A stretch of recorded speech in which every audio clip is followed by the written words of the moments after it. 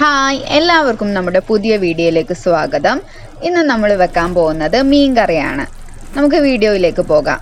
അടുപ്പിൽ ചട്ടി ഒന്ന് ചൂടാകാൻ വെച്ചിട്ടുണ്ട്. അതിലേക്ക് എണ്ണ ഒഴിച്ചിട്ട് ഉലുവ താളിച്ചു കൊടുക്കാം. ഉലുവ ഒന്ന് പൊട്ടി വന്നതിന് ശേഷം അതിലേക്ക് 2-3 കഷ്ണം ഉള്ളിയും വെളുത്തുള്ളിയും ഇഞ്ചിയും ചെറുതായിട്ട് അരിഞ്ഞത് ഇട്ട് കൊടുക്കാം.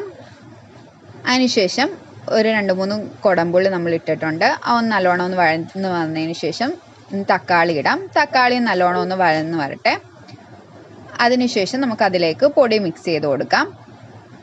1/2 ടീസ്പൂൺ മഞ്ഞൾ പൊടിയും 3 ടീസ്പൂൺ മുളക് പൊടിയും ചേർക്കുന്നുണ്ട്.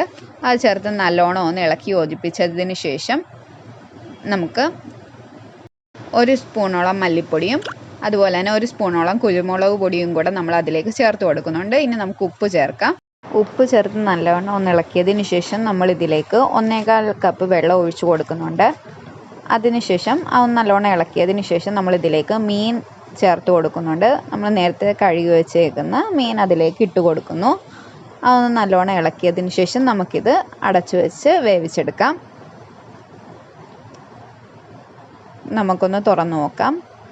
ഇപ്പം ഏകദേശം ഒന്ന് തിളച്ച് വരുന്നുണ്ട്. ചെറുതായിട്ട് തിളച്ചൊക്കെ വരുന്നുണ്ട്. നമുക്കൊരു 10-15 മിനിറ്റ് ഇങ്ങനെ വെക്കണം.